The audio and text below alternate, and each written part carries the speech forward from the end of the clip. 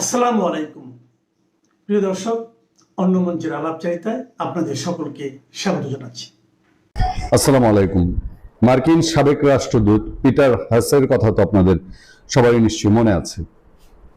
Peter D Haas যে বাংলাদেশে শুধু আওয়ামী লীগ সরকারি পরিবর্তন চায় নাই, সে আমেরিকার একটা বিশাল পরিকল্পনা নিয়ে, বলতে পারেন যে বাংলাদেশ বিরুদ্ধে একটা ষড়যন্ত্র নিয়ে বাংলাদেশে খেলেছিল, বাংলাদেশকে নিয়ে খেলেছে এবং সেই খেলার জন্য সে বাংলাদেশে বেশ কিছু মাথা সে কিনে নিয়েছিল।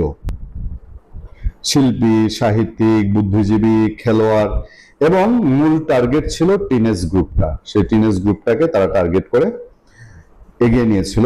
যাক, আমার সামনে দুটা ছবি আপনাদেরকে দেখাচ্ছি এবং একজন একটা ফেসবুক পোস্ট দেখাচ্ছি।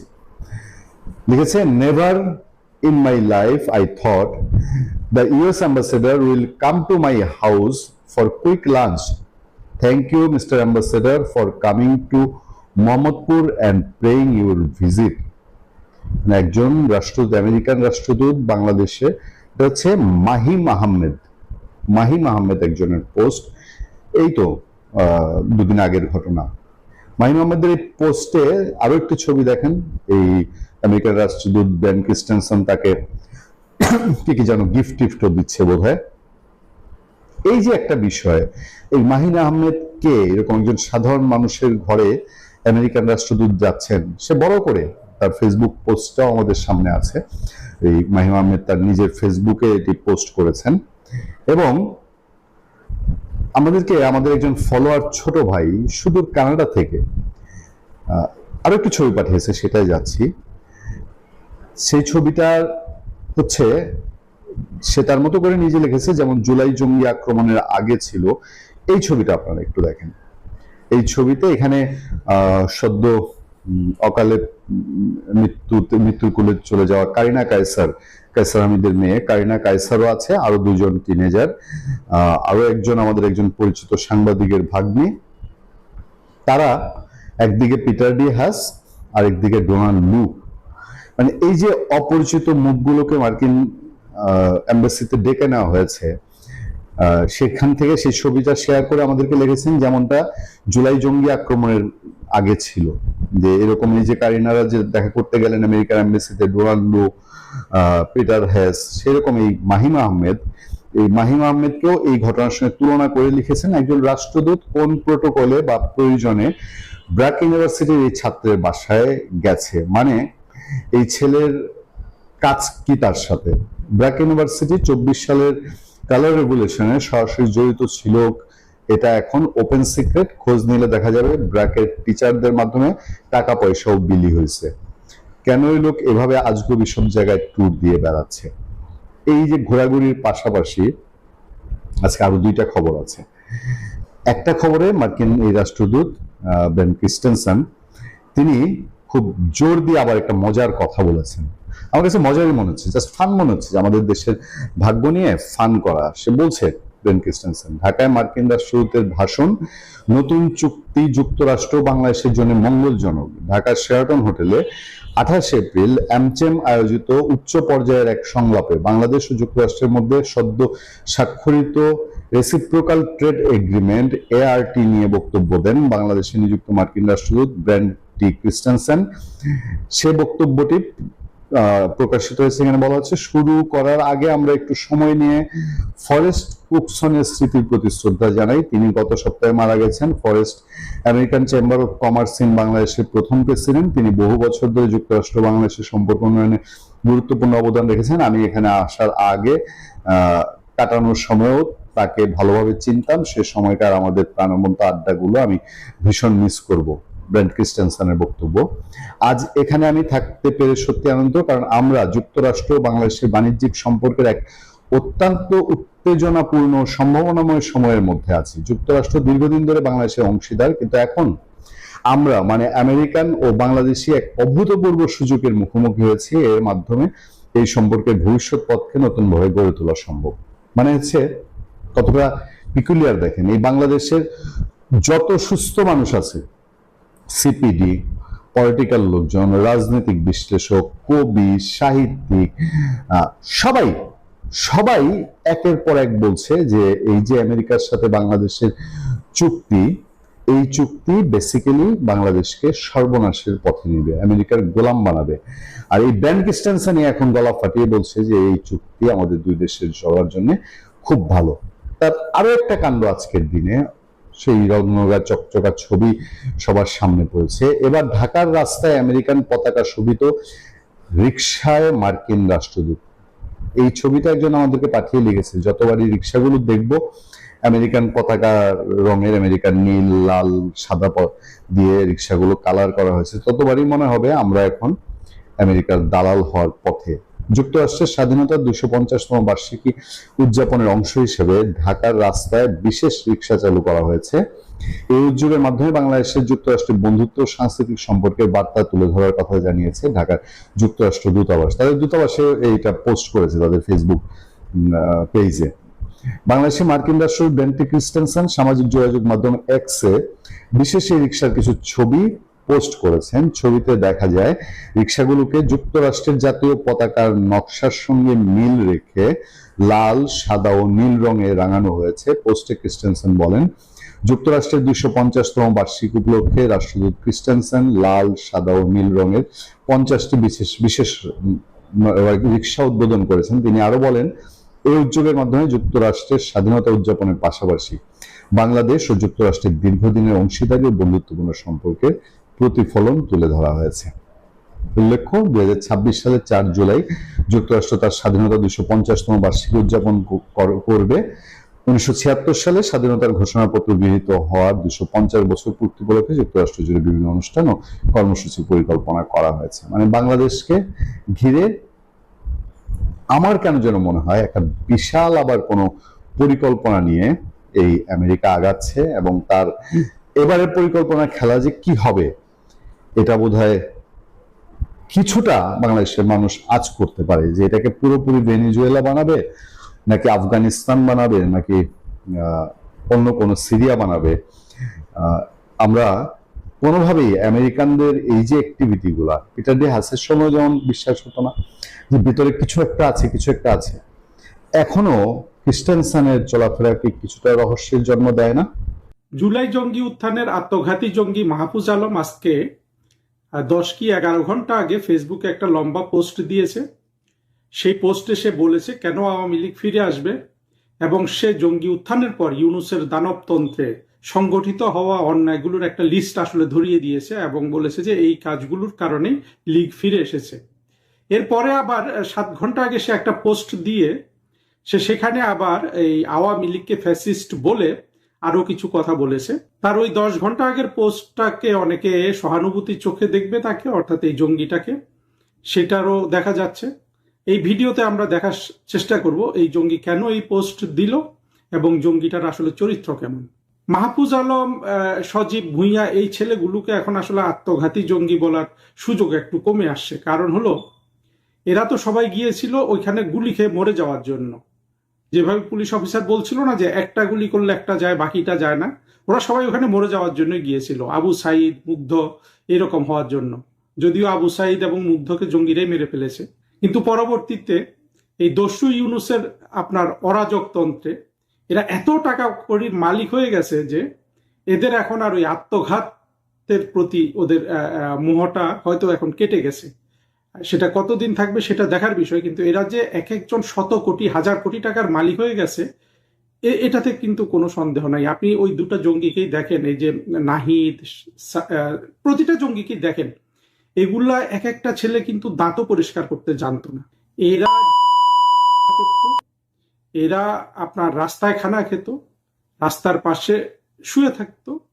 এই ছেলেগুলো এখন হাজার কোটি লক্ষ কোটি টাকারও মালিক হতে পারে কেউ কেউ। সজীব ভুঁইয়া যেটা করেছে, এই মাহফুজ আলম যেই ধরনের দুর্নীতি করেছে, ইউনূস এদেরকে যে সুযোগ করে দিয়েছে এদের হাতে কাঁচা টাকা আসাতে এদের এখন চেহারা একটু চাকচিক্য হয়েছে, এর বেশি কিছু নয়। এ তো গেল মাহফুজ আলমের একটা দিক, কিন্তু আরেকটা দিকে যেটা আমাদের দেখার দরকার যে এই মাহফুজ আলম জঙ্গিটি কেমন।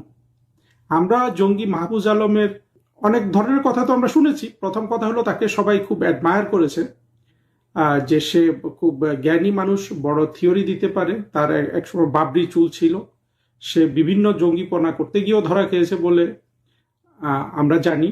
আমি একটা জিনিস তাকে স্মরণ করি যে 5 আগস্টের পরে এবং তাকে যখন ইউনূস সহকারী নিয়োগ দিল তখন সে একটা পোস্ট দিয়েছিল, সেখানে সে বলেছিল যে 5,000 মৃত্যু এবং 50,000 আহত, এই সংখ্যার প্রতিশোধ নিবে সে লীগ খুন করে। পরবর্তীতে এই জঙ্গিটাকে আমরা দেখলাম, সে যেদিন শপথ নিল উপদেষ্টা হিসাবে সেদিনই সে বঙ্গভবন থেকে বঙ্গবন্ধুর ছবি নামিয়েছে, সেটা আবার তার সহকর্মী জঙ্গি সজীব ভুঁইয়া বা এরা প্রকাশ করেছে। এই জঙ্গির প্যাটার্নটা হইল সে মাঝে মাঝে আপনার একটা ভালো কথা বলে, যেমন তার আজকের এই পোস্টটাকে ভালো কথা হিসাবে দেখা যেতে পারে, যদিও পোস্টের শেষে সে রহস্য করেছে। সে একেবারে পুরো তালিকাটা দিয়ে দিয়েছে ইউনূসের ডাকাততন্ত্রে কি কি অন্যায় হয়েছে এবং তারা কিভাবে হিন্দু নির্যাতন করেছে, কিভাবে মব সন্ত্রাস করেছে, কিভাবে বিশ্ববিদ্যালয় দখল করেছে। মোটামুটি একটা বড় ফিরিস্তি সে কিন্তু দিয়ে দিয়েছে।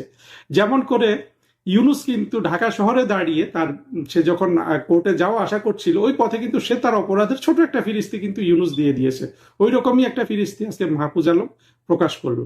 মাহফুজ আলমের হলো যে 2 দিন সে খুনি থাকে, তখন সে আবার লীগকে গালি দিয়ে সবাইকে খুন করার জন্য সে ডাক দেয়। 2 দিন পরে তার মাথার থেকে খুনির ইয়েটা চলে যায়, তখন তার মাথায় ভালো কিছু আসে, তখন সে আবার একটা ইনক্লুসিভ সোসাইটির কথা বলে।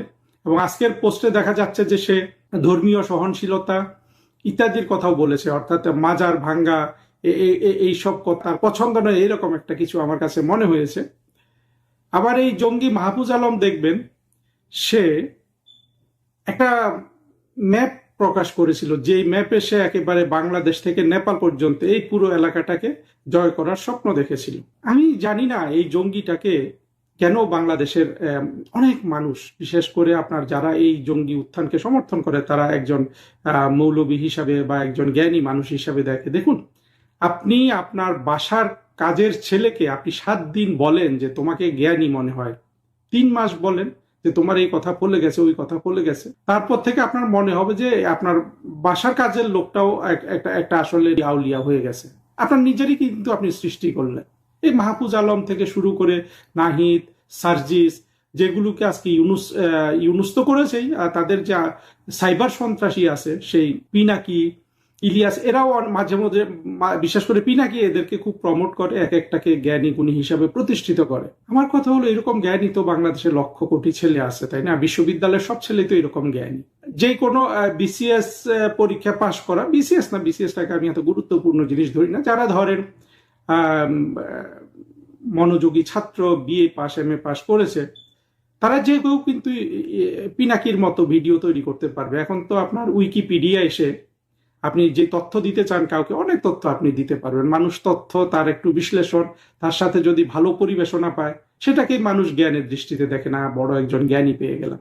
এই মাহফুজ আলমের চরিত্র যদি আমরা দেখি, তাকে সিরাজুল আলম খান বলা হয়েছিল। সিরাজুল আলম খানকে বাংলাদেশে অনেকে জ্ঞানী মনে করে। আমি সিরাজুল আলম খানের খুব বেশি কথা শুনি নাই, কিন্তু তার চোখ মুখ দেখে আমার তাকে বেকুবি মনে হয়েছে।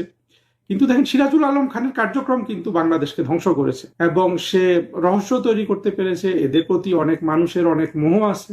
অবশ্য এই জঙ্গি মাহফুজ আলম সিরাজুল আলম খানের মতো ভাগ্যবান নয়। আবার ভাগ্যবানও, আমি জানি না, সিরাজুল আলম খান তো আসলে অন্যের টাকা পয়সার উপর চলেছে বলেই মনে হয়। মাহফুজ আলম কিন্তু ইউনূসের কল্যাণে এখন সে 1000 কোটিপতি।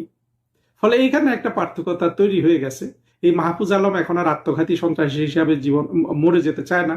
তার নিশ্চয়ই পরিবার আছে, সেইটা নিয়ে দীর্ঘদিন বেঁচে থাকতে চায়। এই জন্য সে তার ফেসবুক পোস্ট আপনার ক্ষণে ক্ষণে পরিবর্তন হবে। তার ভেতর যে ভয় ঢুকে গেছে, সেই ভয়ের বহিঃপ্রকাশ হিসাবে সে একদিন লীগকে মারবে, আরেকদিন লীগকে উঁচু করবে।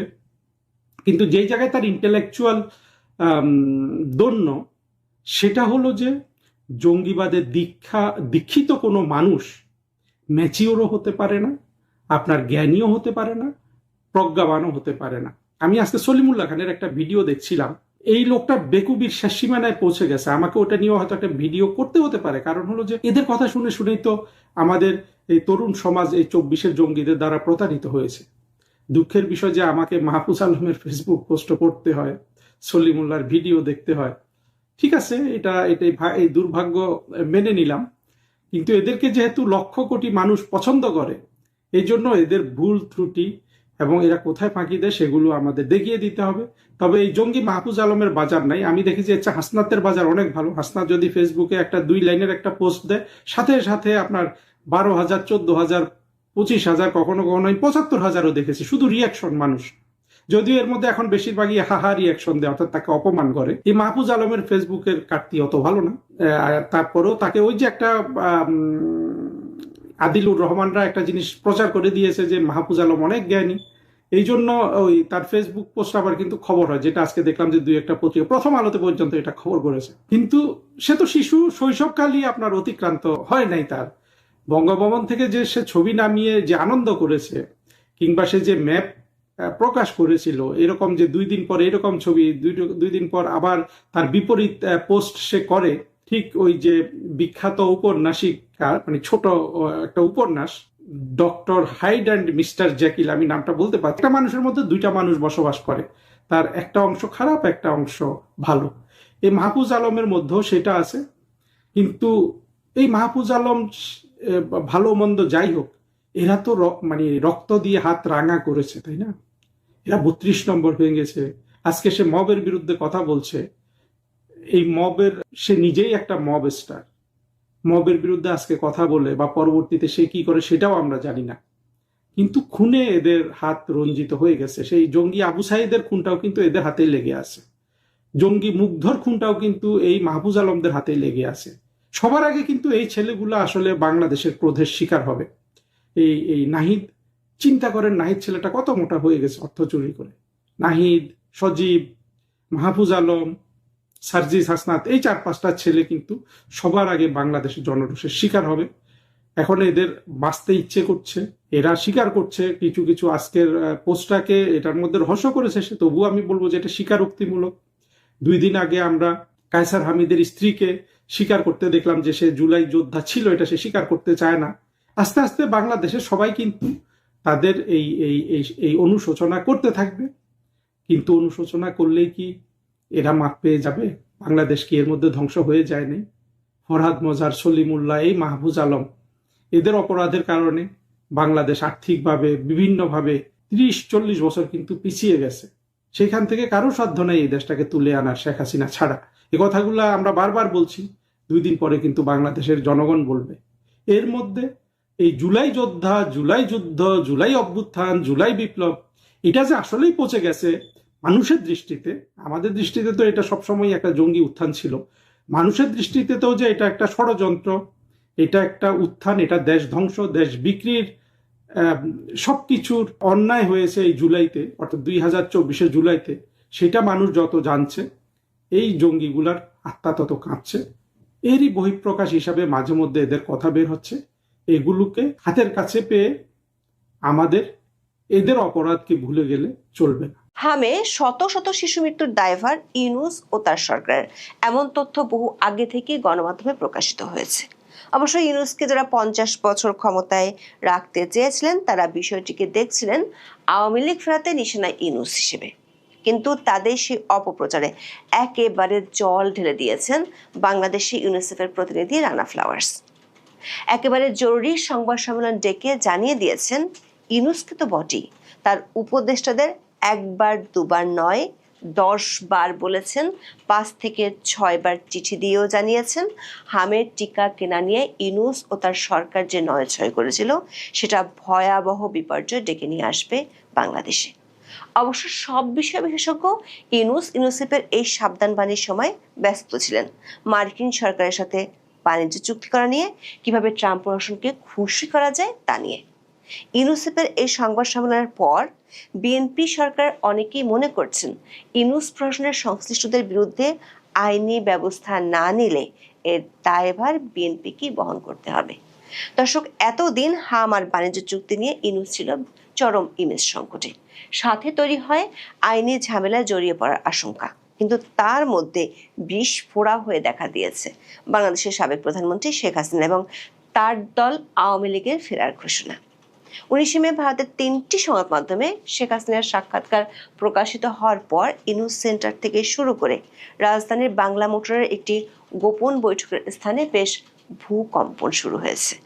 শেখ হাসিনার ঘোষণায় বাংলাদেশের ক্ষমতাসীন বিএনপির মধ্যে যত না প্রতিক্রিয়া দেখা যাচ্ছে, তার চেয়ে বেশি অস্থিরতা লক্ষ্য করা যাচ্ছে মোহাম্মদ ইউনূস ও বিগত অন্তর্বর্তী সরকারের শীর্ষ ব্যক্তিদের এবং তাদের সমর্থকদের মধ্যে।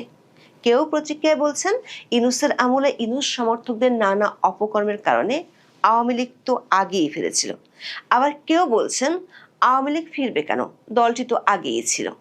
সামাজিক মাধ্যমের বদৌলতে এমন নানামুখী আলোচনা আর তর্ক বিতর্কগুলো প্রকাশই হচ্ছে। কিন্তু পর্দার আড়ালে ইউনূস ও তার মিত্রদের যে উদ্বেগ, সেটি আরো ভয়াবহ বলে জানা গেছে। অন্তর্বর্তী সরকারের আমলে ক্রুশিয়াল সিদ্ধান্তগুলো নেয়ার জন্য ইউনূসের ছিল 6 সদস্যের একটি কিচেন ক্যাবিনেট। গোয়েন্দা এবং ইউনূস সেন্টারের একাধিক সূত্র বলছে, এই কিচেন ক্যাবিনেটের কয়েকজন সদস্যকে নিয়ে গত কয়েকদিনে মোহাম্মদ ইউনূস বেশ কয়েকটি মিটিং করেছেন, যেখানে ছিল একটি ছাত্র সংগঠনের সাবেক কয়েকজন নেতা। নানামুখী সমস্যার মধ্যে করণীয় ঠিক করতে দফায় দফায় বৈঠক করে যাচ্ছে ইউনূস ও তার কিচেন ক্যাবিনেট। প্রশ্ন হলো, শেখ হাসিনা কিংবা আওয়ামী লীগের ফেরার ঘোষণা নিয়ে সরকারের চেয়ে ইউনূস ও তার ঘনিষ্ঠজনেরা কেন বেশি চিন্তিত? আর সে চিন্তা থেকে মুক্ত হতে ইউনূস কোন নতুন পরিকল্পনা নিয়ে মাঠে নামবে? ইউনূসের উপদেষ্টা পরিষদের একটা কিচেন ক্যাবিনেট ছিল, যে ক্যাবিনেট ক্রুশিয়াল বিষয়গুলোতে সিদ্ধান্ত নিত। এমন তথ্য জানিয়ে বোমা ফাটিয়েছিলেন অন্তর্বর্তী সরকারের সাবেক উপদেষ্টা অবসরপ্রাপ্ত ব্রিগেডিয়ার জেনারেল সাখাওয়াত হোসেন। সূত্রগুলো বলছে, সেই কিচেন ক্যাবিনেট এখনো সক্রিয় আছে। মার্কিন যুক্তরাষ্ট্রের সাথে বাণিজ্য চুক্তি করার নামে গোলামি চুক্তি করার তথ্য ফাঁস হয়ে যাওয়ার পর ইউনূস সরকার অনেক উপদেষ্টাই গা বাঁচাতে দোষ চাপায় ওই কিচেন ক্যাবিনেটের উপর। এই চুক্তির তথ্য গণমাধ্যমে আসার কিছুদিনের মধ্যে দেশব্যাপী শুরু হয় হামের প্রকোপ। হামের কারণে একের পর এক বাড়ছে শিশু মৃত্যুর সংখ্যা। প্রতিদিন কমপক্ষে 6 থেকে 10 জন শিশু বাংলাদেশে হাম ও হামের উপসর্গজনিত কারণে মারা যাচ্ছে। তারেক রহমানের সরকার দায়িত্ব নেওয়ার অল্প কিছুদিনের মধ্যে দেশের স্বাস্থ্যখাতে এক নজিরবিহীন মানবিক বিপর্যয় ও মহামারী দেখা দেয়। একসময় প্রায় সম্পূর্ণ নির্মূল হয়ে যাওয়া সংক্রামক রোগ হাম বাংলাদেশে পুনরায় মহামারী আকারে ফিরে আসে এবং শত শত শিশুর প্রাণ কেড়ে নিচ্ছে। প্রথম দিকে বিএনপি সরকারের পক্ষ থেকে এর জন্য আওয়ামী লীগ আমলের অব্যবস্থাপনাকে দোষ দেওয়ার চেষ্টা করা হয়েছিল, কিন্তু খুব দ্রুত বিভিন্ন গণমাধ্যমে শেখ হাসিনা ও ইউনূস আমলে বাচ্চাদের টিকা দেওয়ার পরিস্থিতির তুলনামূলক চিত্র প্রকাশ হতে শুরু করে। সাথে এই সংকটের পেছনে অন্তর্বর্তীকালীন সরকারের চরম নীতিগত অপরিপক্কতা ও প্রশাসনিক গাফিলতিকে দায়ী করতে শুরু করেন বিশেষজ্ঞরা।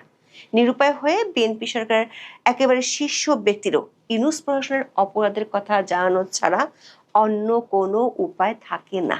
সবশেষ 20 মে বিকেলে ঢাকার আগারগাঁয়ে ইউনিসেফ কার্যালয়ে একটি অত্যন্ত জরুরি সংবাদ সম্মেলন অনুষ্ঠিত হয়। ওই সংবাদ সম্মেলনে বাংলাদেশে হামের প্রাদুর্ভাবে প্রতিনিয়ত শিশু মৃত্যুর প্রেক্ষাপট চেয়ে অন্তর্বর্তীকালীন সরকারের সময় টিকা ব্যবস্থাপনা নিয়ে সমালোচনার আগুনে নতুন করে ঘি ঢালেন ঢাকায় ইউনিসেফের প্রতিনিধি রানা ফ্লাওয়ার্স। বুধবার ঢাকায় সংবাদ সম্মেলন করে তিনি বলেছেন, টিকার ঘাটতি নিয়ে মোহাম্মদ ইউনূস সরকারের স্বাস্থ্য মন্ত্রণালয়কে 5 থেকে 6টি চিঠি পাঠিয়েছেন তারা, এবং বৈঠক হয়েছে অন্তত 10টি। বাংলাদেশের টিকার আসন্ন ঘাটতির কথা তুলে ধরে জাতীয় নির্বাচনের 2 দিন আগে 10 ফেব্রুয়ারি তৎকালীন স্বাস্থ্য উপদেষ্টা নূরজাহান বেগমকে যে চিঠিটি পাঠিয়েছিলেন রানা ফ্লাওয়ার্স, তা নিয়ে ইতিমধ্যে সংবাদ মাধ্যমে খবর প্রকাশিত হয়েছে। অন্তর্বর্তীকালীন সরকারের শেষ সময় এই চিঠি পাঠানো হলো এমন চিঠি সেটি প্রথম ছিল না বলে বুধবার দাবি করেছেন ইউনিসেফের প্রতিনিধি। এ বিষয়ে এক প্রশ্নে রানা ফ্লাওয়ার্স বলেন, তার সামনে হয়তো সবগুলো তারিখ এখন নেই এবং তার ধারণা সেটা তদন্তে বেরিয়ে আসবে। তবে তিনি জানেন 2024 থেকে 2026 সালের ফেব্রুয়ারি পর্যন্ত 5 কি 6টি চিঠি পাঠিয়েছেন। ইউনিসেফ প্রতিনিধি দাবি করেন তারা সরকারের সঙ্গে জরুরি বৈঠকে বসার জন্য বারবার চাপ দিয়েছিলেন। একই সঙ্গে তিনি অন্তর্বর্তীকালীন সরকারের উপদেষ্টা এবং কর্মীদের সঙ্গে অন্তত 10 বার বসেছিলেন। তিনি এবং ইউনিসেফের কর্মীরা বারবার সরকারকে বলেছিলেন টিকার সংকটে পড়তে যাচ্ছে বাংলাদেশ, কিন্তু মোহাম্মদ ইউনূস ও তার স্বাস্থ্য উপদেষ্টা নূরজাহান বেগম ছিলেন অনড় নিজেদের লোকদের দিয়ে উন্মুক্ত টেন্ডারে টিকা কেনার জন্য। ইউনিসেফের দাবি, ইউনূস ও তার স্বাস্থ্য উপদেষ্টার এই সিদ্ধান্তের কারণে এখন হামে শত শত শিশু মারা যাচ্ছে। প্রশ্ন হলো, ইউনিসেফ এতদিন চুপ থাকার পর কেন জরুরি সংবাদ সম্মেলন ডেকে ঘটা করে সব তথ্য জানালো? সূত্রগুলো বলছে, হামে শিশু মৃত্যুর পিছনে ইউনূস সরকারের অবহেলার বিষয়টি ব্যাপকভাবে ছড়িয়ে পড়ার পর নিজেদের ইমেজ উদ্ধারে কি করা যায় তা নিয়ে সক্রিয় হয় ইউনূসের সেই কিচেন ক্যাবিনেটের সদস্যরা। সাথে যোগ দেয় ইউনূস ঘনিষ্ঠ কয়েকটি সংগঠনের কিছু নেতা। গোয়েন্দা সূত্রগুলো বলছে, তারা গত কয়েকদিনে দফায় দফায় বৈঠক করেছে। সেসব বৈঠকে ইমেজ পুনরুদ্ধারে ইউনিসেফকে ম্যানেজ করারও সিদ্ধান্ত হয়। মোহাম্মদ ইউনূস তার পুরাতন বিদেশি বন্ধুদের দিয়ে ইউনিসেফের হেড অফিসকে ম্যানেজ করার চেষ্টা করেন, কিন্তু তাতে হিতে বিপরীত হয়। বাংলাদেশের একটি জাতীয় দৈনিকে এরই মধ্যে ইউনিসেফের একজন কর্মকর্তা এসব তথ্য জানিয়েছিলেন। ইউনূস সেন্টার থেকে ওই কর্মকর্তার বিরুদ্ধে অভিযোগ করা হয় ইউনিসেফের সদর দপ্তরে। সেই অভিযোগের তদন্ত করতে গিয়ে ইউনিসেফ সদর দপ্তরের কাছে বেরিয়ে আসে ইউনূসের থলের বিড়াল। তারপরে সদর দপ্তরের গ্রিন সিগন্যাল পেয়ে ঢাকায় জরুরি সংবাদ সম্মেলন ডাকেন রানা ফ্লাওয়ার্স। ইউনূস সেন্টারের একটি সূত্র বলছে, ইউনূসের কিচেন ক্যাবিনেট গত কয়েকদিনে যেসব বৈঠক করেছে সেখানে আলোচনায় একটি বিষয় ছিল হামের টিকা নিয়ে অব্যবস্থাপনার জন্য ইউনূস আমলের সংশ্লিষ্টদের বিরুদ্ধে বিএনপি সরকার শেষ পর্যন্ত আইনি পথে যেতে বাধ্য হতে পারে। গত 17 মে সুপ্রিম কোর্টের আইনজীবী ব্যারিস্টার মোহাম্মদ আশরাফুল ইসলাম জনস্বার্থে হাইকোর্টে একটি রিট পিটিশন দায়ের করেন। রিটে তখন পর্যন্ত দেশের প্রায় 400 শিশুর মৃত্যুর জন্য সরাসরি বিদায়ী প্রধান উপদেষ্টা মোহাম্মদ ইউনূস ও তার উপদেষ্টা পরিষদকে দায়ী করা হয়। এমনকি বিএনপির সিনিয়র নেতারাও মনে করেন, ইউনূসের জায়গায় যদি আওয়ামী লীগ সরকার থাকতো তাহলে বিএনপি সরকার খুব দ্রুত ওই সরকার সংশ্লিষ্ট ব্যক্তিদের বিরুদ্ধে আইনগত ব্যবস্থা নিত। সেক্ষেত্রে হামের কারণে এত শিশু মারা যাওয়ার পরও বিএনপি সরকার ইউনূস আমলের কাউকে জবাবদিহিতার আওতায় না নিয়ে আসায় মানুষের মধ্যে বিএনপির বিরুদ্ধে ক্ষোভ বাড়ছে। বিদেশি পরামর্শকরাও হামের টিকা নিয়ে অন্তর্বর্তীকালীন সরকারের মারাত্মক ও নজিরবিহীন গাফিলতিকে ফৌজদারি অবহেলা হিসেবে দেখছেন। সূত্রগুলো বলছে, ইউনূসের কিচেন ক্যাবিনেটের সদস্যরা একটি বৈঠকে সাবেক স্বাস্থ্য উপদেষ্টাকে কিছুদিনের জন্য দেশের বাইরে থাকার পরামর্শ দিয়েছেন। দর্শক, ইউনূসের কিচেন ক্যাবিনেট যখন মার্কিন চুক্তি আর হামে শিশু মৃত্যুর জন্য নিজেদের ইমেজ সংকট নিয়ে হাবুডুবু খাচ্ছেন, ঠিক তখনই তাদের উদ্বেগকে দিল্লি থেকে আরও বাড়িয়ে দিয়েছেন বাংলাদেশের সাবেক প্রধানমন্ত্রী ও আওয়ামী লীগ সভানেত্রী শেখ হাসিনা। 19 মে ভারতের হিন্দুস্তান টাইমস, মিলেনিয়াম পোস্ট ও আনন্দবাজার পত্রিকায় শেখ হাসিনার ইমেল ইন্টারভিউ প্রকাশিত হয়। 3টি সাক্ষাৎকারেই শেখ হাসিনা প্রথমবারের মতো দেশে ফেরার কথা বলেছেন। শুধু তাই নয়, তিনি বলেছেন তিনি ও তার দলের ফেরা নিয়ে নীরব প্রস্তুতি চলছে। সাথে সেই প্রস্তুতি কি ধরনের তারও একটা রূপ তিনি তুলে ধরেছেন। তিনি দাবি করেছেন, কূটনৈতিক ও আন্তর্জাতিক পর্যায়ে বেশ চেষ্টা চলছে। শেখ হাসিনার এই বক্তব্যের পর ইউনূস ঘনিষ্ঠদের মধ্যে যে একটা অস্বস্তি বেড়েছে সেটি সামাজিক মাধ্যমেই দেখা যাচ্ছে। প্রথমেই প্রতিক্রিয়া জানান ইউনূসের মাস্টার মাইন্ড খ্যাত সাবেক তথ্য উপদেষ্টা মাহফুজ আলম। 24-এর আন্দোলনের পর কার্যক্রম নিষিদ্ধ থাকা আওয়ামী লীগ আবার দেশের রাজনীতিতে ফিরে এসেছে বলে মনে করছেন তিনি। এর বিভিন্ন কারণ তুলে ধরে তিনি দলটির ফিরে আসার প্রেক্ষাপটও বর্ণনা করেছেন নিজের ফেসবুক ওয়ালে লেখা এক পোস্টে। মঙ্গলবার কিছু সময়ের ব্যবধানে তিনি এ নিয়ে দুটো ফেসবুক পোস্ট দেন। এর প্রথমটিতে তিনি লেখেন, লীগ রাজনৈতিক দলের আগে একটা ধর্মতত্ত্ব, সে ধর্মতত্ত্বে ঈমান আবার ফেরত এসেছে। কিভাবে ফিরল সে গল্পই তুলে ধরার কথা বলেছেন তিনি। মাহফুজ লেখেন, লীগ সেদিনই ব্যাক করেছে যেদিন থেকে ডানপন্থীদের উত্থানের জন্য অন্তরীণ সরকারের লোকজন কাজ করা শুরু করছে। লীগ সেদিনই ব্যাক করেছে যেদিন আইনের শাসনের বদলে মবের শাসনের আনন্দ পেয়েছিল গত 17 বছরের মুসলিমগণ। তবে শেখ হাসিনার বিষয়ে ফেসবুক স্ট্যাটাসে মাহফুজ কোনো কথা অবশ্য লেখেননি। যেমন বলেননি সাবেক আইন উপদেষ্টা আসিফ নজরুল, কিন্তু কথা বলেছেন আওয়ামী লীগের ফেরা নিয়ে। তবে মাহফুজ আলম আওয়ামী লীগের রাজনৈতিক প্রত্যাবর্তনের কথা বললেও ভিন্ন মত দিয়েছেন 26 লাখ ভারতীয় নিয়ে মিথ্যা তথ্য ছড়ানোর জন্য বিখ্যাত আসিফ নজরুল। বুধবার দুপুরে নিজের ফেসবুক পেজে দেওয়া এক পোস্টে আসিফ নজরুল লিখেছেন, আওয়ামী লীগ ব্যাক করেনি, তারা ছিলই। ব্যাক করেছে তাদের দম্ভ, মিথ্যাচার আর মানুষকে বিভ্রান্ত করার দুঃসাহস।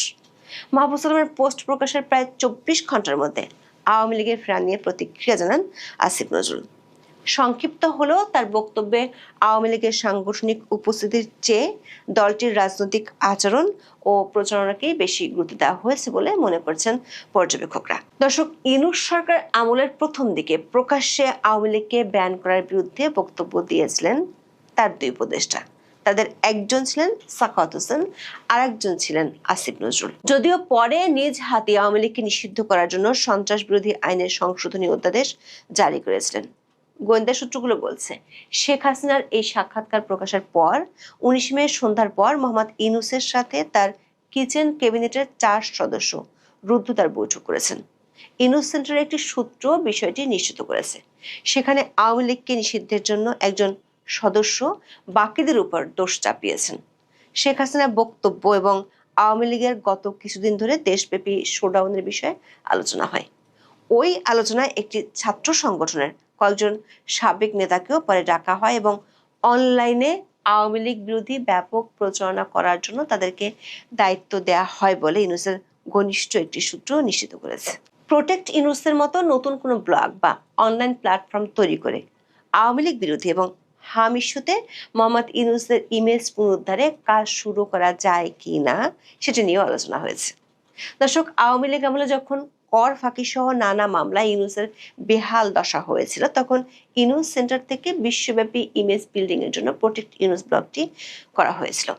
জুলাই আন্দোলনের সময় ইউনূস এই ব্লগটিতে দাবি করেছিলেন তার খোলা চিঠির কারণে জাতিসংঘ তখন বাংলাদেশ সরকার ও সেনাবাহিনীকে চাপ দিয়ে চিঠি দিয়েছিল। বৈঠকে উপস্থিত ইউনূসের কিচেন ক্যাবিনেটের সদস্যরা আওয়ামী লীগ ইস্যুতে সরকারের শীর্ষ মহলের সাথে আলোচনার জন্য সাবেক এক উপদেষ্টাকে দায়িত্ব দেন, যিনি বিএনপি ঘনিষ্ঠ বলে পরিচিত। তবে এক সময় তারেক রহমানের বিরুদ্ধে টকশো আলোচনায় প্রকাশ্যে সমালোচনা করায় তাকে নিয়েও বিএনপিতে অস্বস্তি আছে। ওই সাবেক উপদেষ্টা আলোচনা করার পর পরবর্তী বৈঠকে বসতে পারে ইউনূসের কিচেন ক্যাবিনেট করণীয় ঠিক করতে। গোয়েন্দা সূত্র বলছে, ইউনূসের কিচেন ক্যাবিনেটের দুজন সদস্য রাজধানীর বাংলা মোটরে তাদের আদি মিটিংখানায় কয়েক দফা মিটিং করেছেন। ইউনূসের আমলের সংগঠিত মবগুলো হওয়ার আগে বাংলা মোটরের ওই ভবনটিতে সিদ্ধান্ত হতো। দর্শক, অন্তর্বর্তীকালীন সরকারের নজিরবিহীন নীতিগত অদক্ষতা, যার ফলে হামের ভ্যাকসিনের ভয়াবহ সংকটে শত শত নিষ্পাপ শিশুর অকাল মৃত্যু হয়েছে এবং ইউনিসেফের মতো আন্তর্জাতিক সংস্থা সরাসরি সরকারের চরম গাফিলতিকে দায়ী করেছে। এই সংকটের মুখে দাঁড়িয়ে সাবেক উপদেষ্টাদের গ্রেপ্তার ও বিচারের মুখোমুখি করার যে দাবি উঠেছে তা বিএনপি সরকারকেও এক অস্বস্তির মধ্যে ফেলে দিয়েছে। তার মধ্যে শেখ হাসিনার ঘোষণা এবং আওয়ামী লীগের ফেরার আতঙ্ক ইউনূসের কিচেন ক্যাবিনেটকে আবারও সক্রিয় করে তুলেছে। প্রশ্ন হলো, ইউনূসের এই কিচেন ক্যাবিনেট পর্দার আড়ালে কতটুকু সফল হবে? মার্কিন রাষ্ট্রদূত ব্রেন্ট টি ক্রিস্টেনসেন তার সাম্প্রতিক বক্তব্য শুনলে প্রশ্ন উঠতেই পারে, তিনি কি সত্যি রাষ্ট্রদূত নাকি যুক্তরাষ্ট্রের অঘোষিত মার্কেটিং ম্যানেজার? যুক্তরাষ্ট্রের ব্যবসা বাণিজ্য বাড়ানোই তার প্রধান দায়িত্ব। কারণ একজন কূটনীতিক সাধারণত দুই দেশের সম্পর্ক, পারস্পরিক সহযোগিতা, কৌশলগত ভারসাম্য ইত্যাদি নিয়ে কথা বলেন, কাজ করেন। ব্যবসা বাণিজ্য নিয়েও নিশ্চয়ই তিনি কথা বলবেন বা কাজ করবেন, কিন্তু সেটাই যদি হয়ে ওঠে প্রধান অ্যাসাইনমেন্ট, তখন কি বলবেন? মিস্টার ব্রেন্ট যা বলছেন আজকাল, তাতে মনে হচ্ছে তিনি যেন বাংলাদেশের বাজারে মার্কিন পণ্য বিক্রি, মার্কিন কোম্পানি এবং মার্কিন স্বার্থ রক্ষার দায়িত্ব নিয়েই ঢাকায় এসেছেন। সবচেয়ে বড় প্রশ্ন, যে চুক্তি নিয়ে তিনি কথা বলছেন বা চারিদিকে এত কথা হচ্ছে, সেই চুক্তির মাধ্যমে মার্কিন যুক্তরাষ্ট্র আসলে কি চায়? শুধুই বাণিজ্যিক সুবিধা, নাকি বাংলাদেশের জ্বালানি, কৃষি, ডিজিটাল অর্থনীতি, আর্থিক খাত, এমনকি ভবিষ্যৎ নীতি নির্ধারণেও প্রভাব বিস্তার করতে চায়? আর কি কি আসলে তারা চায় বাংলাদেশের কাছ থেকে? আর এত কিছুর বিপরীতে আমাদের সরকার কেন চুপ মেরে আছে? সবার আগে বাংলাদেশ স্লোগান যিনি দিয়েছেন সেই প্রধানমন্ত্রী, তিনি কোন চিন্তায় আচ্ছন্ন? কবে তার ঘুম ভাঙবে? কবে তার কাছে সত্যি বাংলাদেশ সবার আগে ঠাঁই পাবে। কথা তো বলছিলাম, আপনারা বুঝতেই পারছেন যে agreement on reciprocal trade, ART বা আরটিও বলা হয়ে থাকে, রেসিপ্রোকাল ট্রেড এগ্রিমেন্ট। সম্প্রতি আমরা দেখলাম যে ঢাকায় অ্যামচেম একটা অনুষ্ঠান আয়োজন করেছিল। সেই অনুষ্ঠানে ব্রেন্ট টি ক্রিস্টেনসেন এক বিশাল বক্তব্য দিয়েছেন।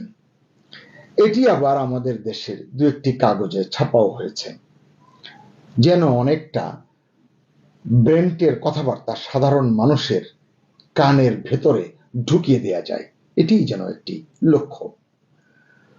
তো এই যে ক্রিস্টেনসেন মানে এমন ভাবে এই তথাকথিত রেসিপ্রোকাল ট্রেড এগ্রিমেন্ট বা এআরটি বা ওই যে বললাম এগ্রিমেন্ট অন রেসিপ্রোকাল ট্রেড, যেভাবেই বলেন না কেন, এটির যেভাবে তিনি প্রচার করেছেন বা করছেন, যেন তিনি কোনো রাষ্ট্রদূত নন, একজন কর্পোরেট ম্যানেজার। তিনি বলছেন বাংলাদেশ ও যুক্তরাষ্ট্রের জন্য এই চুক্তিটি নাকি একটি উইন উইন চুক্তি। তিনি বলছেন বাংলাদেশের সামনে নাকি এখন অভূতপূর্ব সুযোগ এসেছে। তিনি বলছেন এখন সাহায্যের চেয়ে বাণিজ্য, সহায়তার চেয়ে বিনিয়োগের যুগ। এসব কথা আসলে শুনতে খুব ভালো লাগে, খুব সুন্দর কথা, কিন্তু প্রশ্ন হচ্ছে চুক্তিতে কেন বাংলাদেশ শ্যাল 131 বার লেখা হলো, 32 পৃষ্ঠার যে চুক্তিপত্র সেখানে, আর ইউএস শ্যাল মাত্র 6 বার। অর্থাৎ বাংলাদেশকে মানতে হবে 131টি বাধ্যবাধকতা, যুক্তরাষ্ট্রকে মানতে হবে মাত্র 6টি। এটা কি সমান অংশীদারত্ব নাকি একতরফা চাপ? আরো ভয়ঙ্কর বিষয় হলো এই চুক্তির মাধ্যমে বাংলাদেশকে বলা হচ্ছে কোন দেশের সঙ্গে ডিজিটাল বাণিজ্য চুক্তি করা যাবে, কোন দেশের কাছ থেকে পারমাণবিক প্রযুক্তি বা পণ্য কেনা যাবে বা যাবে না, কিভাবে আমদানি নীতি সাজাতে হবে, মানে বাংলাদেশের আমদানি নীতি, কিভাবে ভ্যাট বসাতে হবে, কত বসাতে হবে, কোন মার্কিন কোম্পানিকে কত সুবিধা দিতে হবে, এরকম আরো অনেক।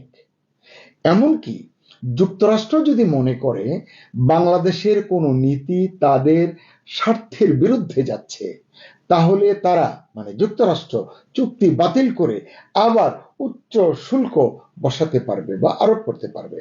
অর্থাৎ চাপ দেওয়ার যে অস্ত্র সেটাও তাদের হাতেই থাকবে। আর ব্রেন্ট সাহেব এসবকে বলছেন কমন সেন্স, মানে এটা বুঝে নেওয়ার বিষয়। এখনকার যে যুগ, এখন এগুলো বুঝে নিতে হবে, এভাবে চলতে হবে। তিনি বলছেন বাংলাদেশ যদি আমেরিকায় পণ্য বিক্রি করতে চায় তাহলে আমেরিকা থেকেও পণ্য কিনতে হবে। আমরা তো কিনি, আমরা বিক্রিও করি, কিনিও, কিন্তু তার কথায় মনে হচ্ছে এটি আর মুক্ত বাণিজ্য নয়, এটি অনেকটা শর্ত সাপেক্ষ বাজার খুলে দেওয়া। বাংলাদেশকে $3.5 বিলিয়ন কৃষি পণ্য কিনতে হবে একটা মেয়াদের মধ্যে। এর মধ্যে গম, সয়াবিন, তুলা, ভুট্টা, মানে সবই যুক্তরাষ্ট্র থেকে কিনতে হবে। 15 বছরে $15 বিলিয়ন জ্বালানি কিনতে হবে। দাম বেশি হোক তাতে কিছু যায় আসে না। ইউক্রেন থেকে গম আনলে দাম কম পড়বে, যুক্তরাষ্ট্র থেকে আনলে বেশি পড়বে, পরিবহন খরচ বেশি পড়বে, তাতে কি, তাদের কাছ থেকেই আনতে হবে। 14টি বোয়িং বিমান কেনার চুক্তি ইতিমধ্যেই হয়ে গেছে। চুক্তি কবে থেকে কার্যকর হবে সেই অপেক্ষা নেই, কিন্তু চুক্তি স্বাক্ষর হয়ে গেছে। সামরিক সরঞ্জাম আরো বেশি বেশি কিনতে হবে যুক্তরাষ্ট্র থেকে, অন্য দেশ থেকে কিনতে হলেও অনেক কৈফিয়তের বিষয় আছে, হয়তো কেনা যাবেই না। প্রশ্ন হচ্ছে বাংলাদেশের কি সত্যি আসলে এই মুহূর্তে এত বোয়িং প্রয়োজন? হয়তো অনেকে বলবেন যে একসঙ্গে তো এই 14টি পাচ্ছি না, আমরা এটা নির্দিষ্ট টাইম ফ্রেমে পাবো, সেই টাইম ফ্রেমেই কি আমাদের 14টি বোয়িং প্রয়োজন আছে কিনা, এগুলোর অর্থ পরিশোধ করার মতো সক্ষমতা আমাদের আছে কিনা, নাকি কেবলই বাণিজ্য ঘাটতি কমানোর জন্য যুক্তরাষ্ট্র একতরফা নিজেদের বাজার নিশ্চিত করে চলেছে এই আরটি এর বদৌলতে। আরো গুরুত্বপূর্ণ প্রশ্ন, এই চুক্তিটা কেন বাংলাদেশের জাতীয় নির্বাচনের, অত্যন্ত কাঙ্ক্ষিত বহুল আকাঙ্ক্ষিত জাতীয় নির্বাচনের মাত্র 3 দিন আগে করা হলো? অন্তর্বর্তী সরকারের প্রধান হিসেবে ইউনূসকে তারা বসিয়েছেন বলে তার কাছ থেকে 18 আনা বুঝে নিতে হবে, কড়াই গন্ডায় বুঝে নিতে হবে, অন্যরা এলে যেন না করে। আমার মনে হয় সেখানেও বিষয়টি এরকম নয়। এজন্যই প্রশ্ন করছি যে একটি অনির্বাচিত অন্তর্বর্তী সরকারের সঙ্গে এত বড় দীর্ঘমেয়াদী চুক্তি কেন করতে গেল ওয়াশিংটন? তারা তো এখানে সেখানে সবাইকে গণতন্ত্রের সবক দেয়, জবাবদিহিতার কথা বলে, তারা এই কাজটা করতে পারলো? এটা নাকি অনেক ভালো চুক্তি। তো যদি ভালো চুক্তিই হবে, তাহলে নির্বাচিত সরকারের জন্য, মানে যে সরকারটি 9 তারিখে চুক্তি হয়েছে, 12 তারিখে নির্বাচন, 17 তারিখে সরকার গঠন হয়েছে, নতুন সরকার, এই 1-2 সপ্তাহ অপেক্ষা করা গেল না? এত ভালো চুক্তিতে এত গোপনীয়তা কেন? সবকিছুতে স্বচ্ছতা খোঁজা মার্কিনীরা কেন বলল না, আগে তোমার দেশের জনগণকে জানাও, তাদের মতামত নাও, তারপর চুক্তি করো? চুক্তি নিয়ে এভাবে পানিতে পড়ে গিয়েছিল। কারণ কি যুক্তরাষ্ট্রের পানিতে পড়ার কাহিনী কি? আসলে এটি বোঝা মুশকিল, আবার বুঝতে চাইলে বোঝা সম্ভব, সহজ। কেন বাংলাদেশের নির্বাচিত সরকার সংসদে এটা নিয়ে আলোচনার সাহস পর্যন্ত পাচ্ছে না? চাবিটা কোথায় আসলে মেরেছে তারা? হুমকিটা কি দিয়ে রেখেছে? কারণ ওই যে বললাম, সরকারি দল চুপ, সংসদের বিরোধী দলও মুখে তালা দিয়ে বসে আছে। এজন্যই তো সন্দেহ তৈরি হচ্ছে। সেই সন্দেহ আরো গভীর হচ্ছে ব্রেন্টের আচরণে, হেদায়েতের সুরে তিনি যেসব কথাবার্তা বলছেন সেসবে, এবং সেসব কথায় ব্যবহৃত শব্দ চয়নে। স্বচ্ছতা, জবাবদিহিতার ঠিকাদার দেশটি মানে মার্কিন যুক্তরাষ্ট্র, তারা কি দেখছে না এই চুক্তি নিয়ে বাংলাদেশের সাধারণ মানুষের মাঝে সমালোচনা ক্রমশ বাড়ছে? বিভিন্ন পেশাজীবীরা কথা বলছেন, অর্থনীতিবিদরা কথা বলছেন, অথচ সরকার নীরব, সরকারের সংশ্লিষ্ট মন্ত্রীরা চুপ। কিন্তু পক্ষান্তরে মার্কিন রাষ্ট্রদূত কিন্তু অত্যন্ত সক্রিয়, তিনি বেশ তৎপর, এখানে সেখানে যাচ্ছেন, ব্যাখ্যা দিচ্ছেন, বোঝাচ্ছেন, যুক্তি দিচ্ছেন, বলছেন এতে বাংলাদেশের কত কত লাভ। সুপ্রিয় দর্শক, আপনার কি মনে হচ্ছে না মানে বাংলাদেশ সরকারের চেয়ে এই চুক্তি নিয়ে ব্রেন্টের মাথা ব্যথাটাই একটু বেশি?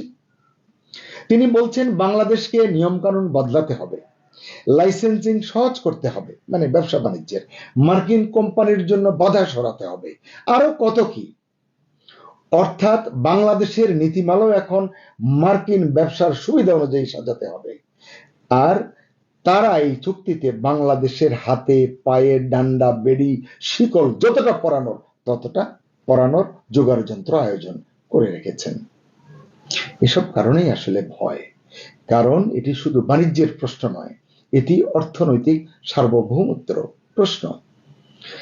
আজ তারা কথা বলছে কৃষি নিয়ে, কাল বলবে জ্বালানি নিয়ে, পরশু বলবে ডিজিটাল খাত নিয়ে, তারপর হয়তো ব্যাংকিং, পেমেন্ট সিস্টেম, অবকাঠামো, বন্দর, টেলিযোগাযোগ, অর্থাৎ যখন যা মন চাইবে তাই নিয়ে কথা বলবে, এবং আমাদেরকে তা অক্ষরে অক্ষরে মানতে হবে। ব্রেন্ট নিজেই বলেছেন Starlink, Google pay, Oracle, Microsoft, visa, master card, এরা সবাই বাংলাদেশে বড় সুযোগ দেখছে তাই লুটে পুটে খাও। প্রতিযোগিতার কিছু রাখবার দরকার নেই, একচেটিয়া লুটে নাও, এই তো হচ্ছে নীতি। ব্রেন্টের কথা অনুযায়ী বাংলাদেশের 17 কোটিরও বেশি মানুষের যে বাজার, এখন যেন এক বিশাল কর্পোরেট যুদ্ধক্ষেত্রে পরিণত হয়েছে। আর এই বাজারে প্রবেশের জন্য রাষ্ট্রদূত ব্রেন্ট টি ক্রিস্টেনসেন নিজেই একচেটিয়া প্রচারণা চালাচ্ছেন। আমাদের তথাকথিত সুশীল, আমাদের তথাকথিত দেশপ্রেমিক রাজনীতিবিদরা চুপ করে আছেন, হয়তো ব্রেন্ট লাগলে তাদেরকে যথাযথ ভয় ভীতিও হয়তো দেখাচ্ছেন। ব্রেন্ট বললেন আমেরিকান কোম্পানিগুলো বাংলাদেশের বিদ্যুতের অর্ধেকের বেশি সরবরাহে ভূমিকা রাখছে, এটি তারা আরো বাড়াতে চায়। চাইবেই তো, সুযোগ পেলে কে না চায়। আমাদের জ্বালানি নিরাপত্তার ভেতরেও গভীর প্রভাব বিস্তারের চেষ্টাটা কিন্তু স্পষ্ট। কিন্তু মানে সবচেয়ে উদ্বেগের বিষয়, চুক্তির কিছু ধারা বাংলাদেশের ভবিষ্যৎ পররাষ্ট্র নীতিকেও প্রভাবিত করতে পারে। বাংলাদেশ কোন দেশের সঙ্গে প্রযুক্তি চুক্তি করবে, কোন দেশের কাছ থেকে জ্বালানি কিনবে, কোন দেশের সঙ্গে ডিজিটাল সমঝোতা করবে, এসবেও যুক্তরাষ্ট্রের স্বার্থ বিবেচনা করতে হবে সবার আগে।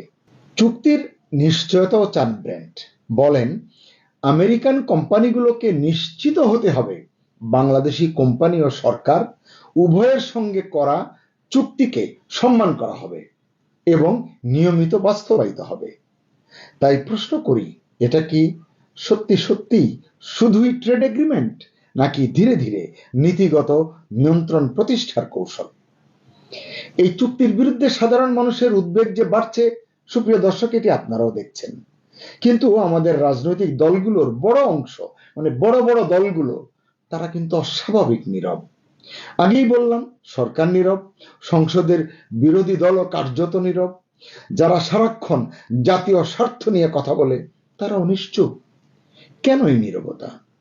চাপ আছে, নাকি সমঝোতা, নাকি ওয়াশিংটনের বিরুদ্ধে উচ্চস্বরে কথা বলার মাঝেও ঝুঁকি আছে, যেটা কেউ নিতে চায় না?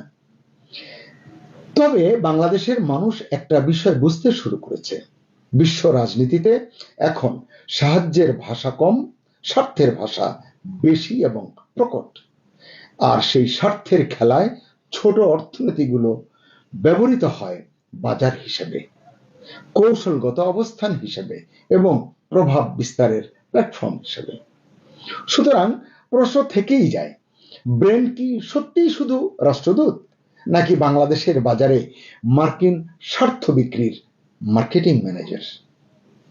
আর এই চুক্তি, যেটি নিয়ে আরো অনেক কথা বলবার আছে, আমি প্রধান কয়েকটি কথা বললাম। এখন এটি কি সত্যিই সমান অংশীদারত্বের চুক্তি, নাকি ভবিষ্যতের অর্থনৈতিক ও নীতিগত চাপের ভিত্তিপ্রস্তর মাত্র? দর্শক, আপনারা যা ভালো বোঝেন মতামত জানাতে পারেন। এবং সম্মানিত দর্শক, আজকে ডক্টর ইউনূস এবং সাবেক প্রধানমন্ত্রী শেখ হাসিনাকে নিয়ে আলোচনা করব। আলোচনা করাটা আমার জন্য খুব টাফ হবে। এই কারণ হলো, অফিসে বসে এই ভিডিওটা করছি, কারেন্ট নেই, এবং আমি যে জীবনযাত্রা আমার যে রয়েছে দীর্ঘদিন যাব, সেখানে আমাকে একটা নির্দিষ্ট তাপমাত্রার মধ্যে থাকতে হয়। তো কারেন্ট নেই, এসি চলছে না। আমার বাসায় মোটামুটি জেনারেটর ব্যাকআপ রয়েছে, এসির অফিসও ছিল, কিন্তু এখন এই ফুয়েলের কারণে দেখা যাচ্ছে যে ব্যক্তিগত জেনারেটর ছাড়ে এসি চালাতে পারছি না। ফ্যানও নেই রুমের মধ্যে, আর ফ্যানের শো শো আওয়াজ হয়। ফলে প্রচণ্ড গরমের মধ্যে এবং কম আলোর মধ্যে এই ভিডিওটা আপনাদের সামনে করছি। এর মধ্যে যে রস দিতে চাচ্ছি, কষ দিতে চাচ্ছি, যে বিষয়গুলো বোঝাতে চাচ্ছি, হয়তো এই পরিবেশ পরিস্থিতির কারণে ভিডিওর কোয়ালিটিটা মনোভূত নাও হতে পারে। তবুও আমি প্রাণান্ত চেষ্টা করব, আপনারা ধৈর্য হারাবেন না। প্রথম হলো যে, ক্ষমতায় আসলে, যে কোনো মানুষ ক্ষমতায় আসলে আমাদের চারিদিকে এত দালাল, এত ফড়িয়া, এত তাবেদার, এত ভণ্ড, এত প্রতারক, তাদেরকে কেন্দ্র করে, অর্থাৎ ক্ষমতাধর লোকদেরকে কেন্দ্র করে যেভাবে মুভ করে, রানী মৌমাছিকে কেন্দ্র করে যেভাবে অন্যান্য মৌমাছিরা ভন ভন ভন ভন করতে থাকে, যে কোনো ক্ষমতাধর ব্যক্তি, সেটা চেয়ারম্যান হোক কিংবা মেম্বার হোক কিংবা প্রধানমন্ত্রী হোক, তাদেরকে কেন্দ্র করে যে একটা বিরাট বলয় গড়ে ওঠে। এখানে আসলে সংশ্লিষ্ট ব্যক্তিবর্গকে খুব বেশি তারা ইমানদার না হলে, একিনদার না হলে, আলেম না হলে, ওলামা না হলে, কিংবা তাদের যে জিহান যেটিকে বলা হয়, হৃদম, এটি যদি আরশে আজিমের সঙ্গে সরাসরি যুক্ত না থাকে, তাহলে টাউট বাটপারদের কবলে পড়ে তারা তাদের চরিত্র, চিন্তা, চেতনা, ধ্যান ধারণা সব কিছু হারিয়ে যখন পতিত হন, পতন হয় তাদের, তখন আর কিছু করার থাকে না। এটা সকলের ক্ষেত্রে প্রযোজ্য। তো সেই দিক থেকে যখন শেখ হাসিনা ক্ষমতায় ছিলেন, ক্ষমতার একেবারে চূড়ান্ত পর্যায়ে পতনের ঠিক আগে ৩-৪ বছর আগে, তার দলের যারা টাউট বাটপার, তারা তাকে এমন কতগুলো উপাধি দেওয়া শুরু করলেন, যেগুলো শুনলে আপাত দৃষ্টিতে বাইরে যারা থাকে তাদের ভীষণ রকম বিরক্তি লাগে, আর যারাদের উদ্দেশ্যে বলা হয় তো তারা খুব এনজয় করে। যেমন ধরুন, আমি একজন সাধারণ মানুষ, এখন আমাকে যদি 10-12 জন আলেম ওলামা এসে বলেন ইয়া হজরত, ইয়া আলিমুল মুলক, এই মুলকের সবচেয়ে বড় জ্ঞানী ব্যক্তি আলিমুল মুলক। যদি বলা হয় ইয়া সাহেবে সাদার, ইয়া সাহেবে আলম গুলাম মৌলা রানী মাদ্দাজিল্লুহুল আলী। দেখেন তো, মানে আপনারা শুনলে মনে করবেন যে গোলাম মোল্লা রানীকে টাউটারি করতেছে, কিন্তু ওরা এসে সামনে এমনভাবে অভিনয় করে, এরকম কিছু ঘটনা আমার জীবনে একেবারেই ঘটেনি, নট লাইক দ্যাট। তো ওই সময়তে আসলে মাথা ঠিক রাখা যায় না। তো শেখ হাসিনার ক্ষেত্রেও তো মানে অনেক কিছু ঘটেছে। যেমন আপনি 100 বছর জীবিত থাকেন, আরও 100 বছর ক্ষমতা চালান, তারপরে শেখ হাসিনার জান্নাত পাওয়া উচিত, জান্নাত তার জন্য ফরজ, আল্লাহর উচিত তাকে জান্নাত দিয়ে দেওয়া। এবং এমন সব ভালো ভালো মানুষ, মানে বয়স্ক যারা ঘুষ দুর্নীতি করে না, এরকম সৎ মানুষও শেখ হাসিনার আসলে জান্নাত পাওয়া উচিত, নাউজুবিল্লাহ মিন জালিক, এই ধরনের কথাবার্তা তারা বলেছেন। অনেকে তাকে সংসদে বলেছেন যে শেখ হাসিনার উপাধি এখন হজরত। হজরত আরবি শব্দ, সাধারণত বলা হয় যে জনাব বা জনাবা। তো যে কোনো মানুষের নামের আগে হজরত থাকতে পারে, কিন্তু বাংলাদেশে বিশেষ করে রাজনীতির অঙ্গনে এই হজরত শব্দটি এত অ্যাভেলেবল ব্যবহৃত হয় না। ইভেন সৌদি আরব বলেন, মক্কা মদিনা বলেন, সেখানে কোনো গভর্নরকে হজরত বলা হয় না। যেমন হজরত সালমান, মোহাম্মদ বিন সালমান বা হজরত বাদশাহ ফাহাদ, এই কথা আপনার কখনো শুনেননি। তো যেটা আরব দেশে হয়নি, হজরত আবদুল্লাহ, বাদশাহ আবদুল্লাহ, হজরত বাদশাহ ফাহাদ, এইরকম কোনো দিন হয়নি। হজরত শব্দটি সাধারণত যখন মানুষ আধ্যাত্মিকতার একটা চরম লেভেলে পৌঁছে, মানুষ যখন মনে করে যে এর সঙ্গে একটা রুহানি সম্পর্ক আছে, তিনি বাতেনি অনেক বিষয় জানেন, রুহানি অনেক বিষয় জানেন, আল্লাহ তার হৃদয়ের মধ্যে এলহাম পাঠায়, তিনি অত্যন্ত উচ্চ মার্গের একজন আলেম, যিনি শুধুমাত্র শরিয়াতের নামাজ কালাম পড়েন না, মারেফতের অনেকগুলো বিষয় তিনি বুঝতে পারেন, তিনি ভবিষ্যৎ জানেন, তিনি অভিশাপ দিলে জ্বলে পড়ে ছারখার হয়ে যায়, আর তিনি যদি যাকে বলা হয় কারোর জন্য দোয়া করেন, আল্লাহ তার দোয়া কবুল করেন। এইরকম একটা পরিবেশ পরিস্থিতিতে যখন কোনো একটা মানুষ পৌঁছে যায়, আমরা তার নামের সঙ্গে সম্মানের সাথে হজরত উপাধি লাগিয়ে দিই। যেমন হজরত খানজাহান আলী, হজরত শাহজালাল, যেটা পাবলিক তাদেরকে দিয়েছে, জনগণ দিয়েছে তাদের মৃত্যুর পরে। কিন্তু 80-এর দশকে, 70-এর দশকে এরকম অনেক পীর, তাদের ভক্ত মুরিদ শুধুমাত্র টাউটারি করার জন্য, বদমাইশি করার জন্য একজন লোকের সামনে বসিয়ে তার নামে হজরত অমুক কুতুব আলী, হজরত টুকুর আলী, হজরত পুংপুং আলী, এরকম নাম দিয়ে পুংকুম আলী, পীরে কামেল লাউখালি, পীরে কামেল লেবুকাঠি, পীরে কামেল বান্দরবনি, এরকম শব্দ, হজরত অমুক অমুক অমুক।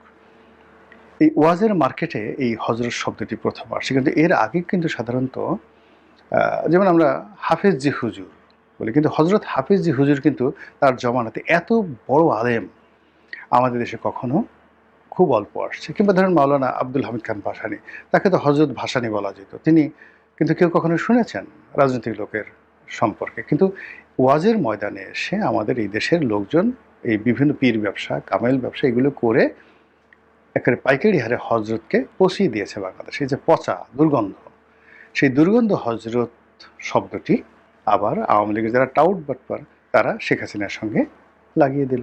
ভালো কথা। এখন শেখ হাসিনা ব্যক্তিগত জীবনে ধর্মপরায়ণা, অনেক মানবিক গুণাবলী তার আছে, এবং গোপনে তিনি যে দান খয়রাত করার যে একটা রেকর্ড তার আছে, যারা জানেন তারা তাকে শ্রদ্ধা না করে পারবেন না।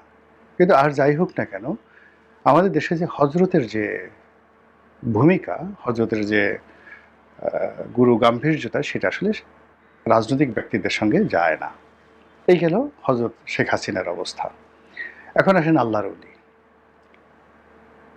আমি প্রথম দিন থেকে বলছি যে সকল আমাদের দেশের ওয়াজের বক্তা তাকে আল্লাহর ওলি বলার চেষ্টা করছেন, আল্লাহ থেকে বিশেষ নির্দেশপ্রাপ্ত হয়ে আসছেন, তার বিরোধিতা করা যাবে না, ইসলাম মুসলমানিত থাকবে না। শেখ হাসিনা সম্পর্কে অনেক ওয়াজের ময়দান থেকে বলা হতো যে শেখ হাসিনার বিরোধিতা করলে ঈমান থাকবে না।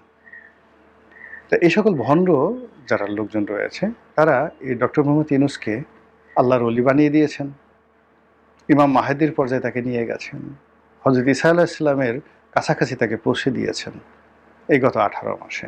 অথচ এই লোকটি 4 কলেমা জানে কিনা সন্দেহ, কিংবা ওই যে আমরা আমান্তু বিল্লাহি ওয়া মালাইকাতিহি ওয়া কুতুবিহি ওয়া রাসূলিহি, এইটা উনি জানেন কিনা আমার কাছে যথেষ্ট সন্দেহ রয়েছে। উনি দোয়া কুনুত, আত্তাহিয়াত, এই সমস্ত মানে যেগুলো basic and fundamental knowledge of a Muslim, একজন মানুষের, মুসলমান একের গ্রামের সাধারণ মানুষও সেই জায়নামাজের দোয়া ইন্নী ওয়াজহাতু ওয়াজহিয়া লিল্লাহি এটা জানেন, কবর জিয়ারতের দোয়া জানেন, তারপরে সেই জানাজার যে নিয়ত সেটা জানেন, তারপর 2 ঈদের 2 জামাতের যে আরবি নিয়ত সেটা জানেন। আমি লিখে দিতে পারি। এই যে কথাগুলো বললাম এগুলো ডক্টর মোহাম্মদ ইউনূস জানেন না। যদি জানেন আমি ওনার হাত ধরে ওনার কাছে মাপ চাইব আমার এই কথার জন্য। উনি এই জিনিসগুলো জানেন না। উনি আলিফ বা তা ছা যে আরবি হরফের যে বর্ণমালাগুলো উনি জানেন না। তো এরকম একটা মানুষকে যারা কোরআনের তাফসীর করে, যারা বিখ্যাত আলেম, তারা আল্লাহর ওলি বানিয়ে দিল। এরকম ওলি আমরা কখনো দেখিনি। ফলে এই লোক টুপি পরলেন, এই লোক ওলি সাজার চেষ্টা করলেন এবং করে তিনি এমন সব কাজ করে গেলেন যেই কাজের ফলে আমাদের এই দেশ জাতি হাজার বছরের ইতিহাসে আমরা যে গোলামিতে কখনো পড়িনি, যে গোলামি চুক্তি আমেরিকার সঙ্গে করা হয়েছে সেটা মানে আমাদের ইতিহাস, আমি ইতিহাসের ছাত্র হিসেবে কখনো দেখিনি। কিন্তু এই মানুষটিকে বেপরোয়া বানালো যারা, এই মানুষটিকে মানে এই মানুষটির মধ্যে এরকম একটা ধারণা ঢুকিয়ে দেওয়া হলো যে আপনি যেটা করবেন ওটাতে আল্লাহর সায় আছে, আপনি এই কাজগুলো করার জন্য আল্লাহ আপনাকে নাজিল করেছে, আপনাকে গড়ে তোলা হয়েছে, আল্লাহ বিশেষ কায়দায় আপনাকে গড়ে তুলেছে। এই যে বিভিন্ন মাহফিল থেকে বিভিন্ন ইসলামী যারা লোকজন রয়েছেন, বক্তা রয়েছেন, তারা তাকে যে সর্বনাশটা করে দিয়েছেন সেই সর্বনাশটা আজ 18 কোটি মানুষের উপর পড়েছে। আমরা যেভাবে ক্ষতিগ্রস্ত, ইউনূস সাহেবও ক্ষতিগ্রস্ত, শেখ হাসিনাও ক্ষতিগ্রস্ত। তো এই যে আলা হযরত শেখ হাসিনা বা হযরত শেখ হাসিনা বা মাদ্দা জিল্লুহুল আলী, তারপরে অলিউল আজম বা অলিকে যে গাউসুল আজম, গাউস উল আজম ডক্টর মোহাম্মদ ইউনূস রহমতুল্লাহ আলাইহে, এই যে জিনিসগুলো যারা শিরক করার চেষ্টা করছে, বিদআত করার চেষ্টা করছে, এটা কাফের কুফরির চেয়ে তো খারাপ। মুনাফিকের একটা লিমিট আছে। আব্দুল্লাহ ইবনে উবাইও এই কাজগুলো কখনো করেনি। সেই কাজগুলো আমাদের দেশের যারা লোকজন করেছেন এরা আবার এখন নতুন করে পীর খুঁজছেন, নতুন করে হজরত খুঁজছেন, নতুন করে আল্লাহর ওলি খুঁজছেন। আল্লাহ এই যাকে বলা হয় জাহেলিপনা থেকে এই দেশ এবং জাতিকে রক্ষা করুন। আসসালামু আলাইকুম রহমতুল্লাহি ওয়া বারাকাতুহু।